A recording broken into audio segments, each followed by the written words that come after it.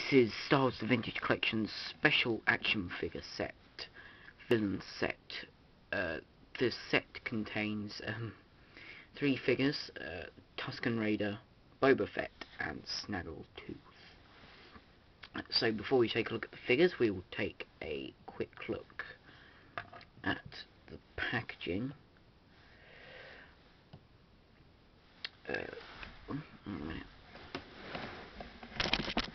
There we go. So here's the packaging. Got a Kenner logo down there. Got a bubble there. Sand people, which isn't, should be sand person because that is the plural of sand people. But Boba Fett and Snaggletooth. So the villain set up there in the corner. Special action figure set up here. And again, you've got all the sets down there and the misnamed Android set. I think this time round we'll look at the new figure first. So that will be Snaggletooth. So this is he was seen in episode 4, A New Hope. I always think of episode 5 as episode 6 for some reason. But he was seen in episode 4 in the cantina. If you type in Snaggletooth on Wikipedia, then it comes up with this guy's brother, Zutton. But this guy's name is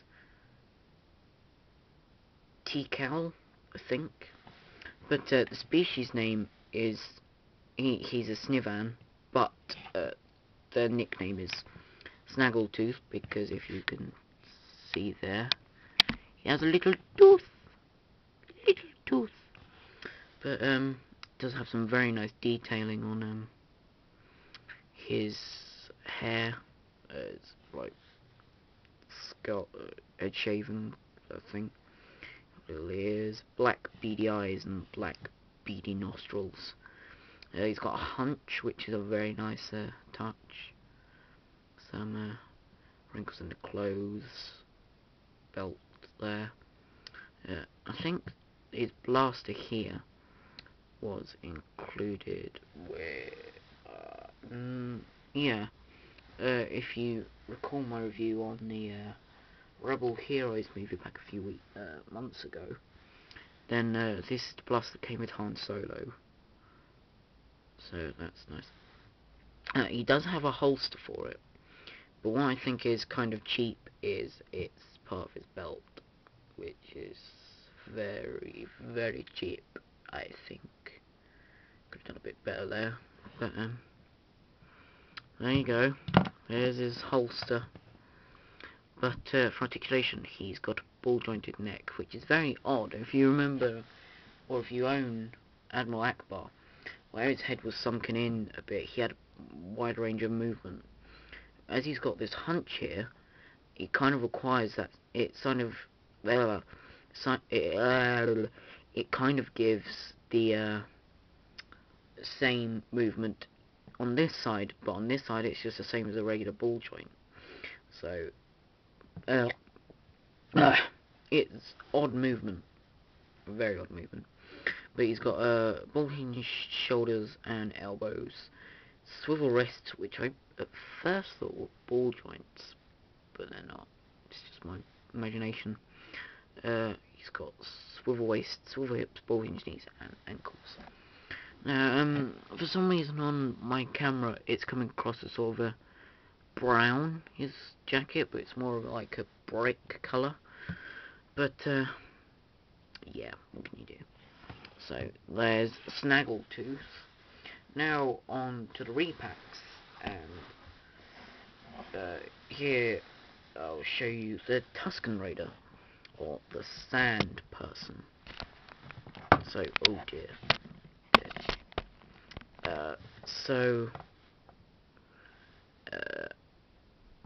Here is the Sand Person, or Tusken Raider. Does have his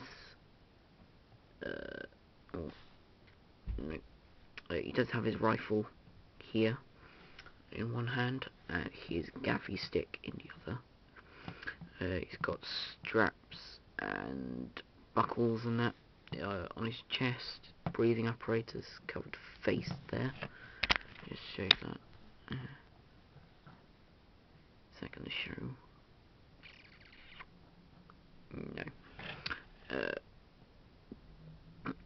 So he's got soft goods on him. So he's got a soft goods cloak and tunic. He what else does he have? Well, he does. This is removable, but I'm not going to remove it just because it's a pain to put back on, and I've got him in a pretty good stance there, I think. But so for articulation, oh no, first, this is the Legacy Collection, I believe. Let me just have a look.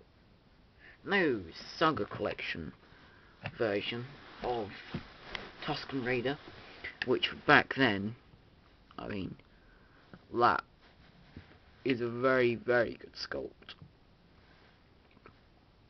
I've always liked the Tusken Raiders. They're not one of my favourites now, but I always used to like them because of the noise they made. I think I called them Donkey Men or something, because the noise they make is like a zombie. Not a zombie, a donkey. But yeah. For articulation, he's got a ball-jointed neck, bulking shoulders, swivel-cut elbows, which is swivel wrists, swivel waist, swivel hips, bulking knees, and bulking ankles. A lot of sizzing. But yeah, he's a very good figure as well. I think the Snaggletooth Tusken Raider are good figures, but next with the Boba Fett, this is the best figure in the pack. It's now one of my favourite figures I own. Just the detail on him and everything is just so good. He's got very nice sculpt on the helmet there. A lot of battle damage on it and everything. There you go. Got battle damage there and there. Along there, they've even sculpted his dent in. The rangefinders doesn't move, but that's alright. He's got some weathering on the jetpack. Put holes in his shoulder cape, which I think they took inspiration from Boba Fett with this onto Prey Vizsla because they're very similar. He's got all the detail on his gauntlets, his chest. He's got his emblem there, Bantha Skull logo there, the hose pipe, pockets. He's got his stuff he keeps in his pockets on his shins. Pistol there. I didn't even know he had a pistol. He's got the blaster's is nicely weathered as well. He also, they even went to the trouble of giving him a removable helmet,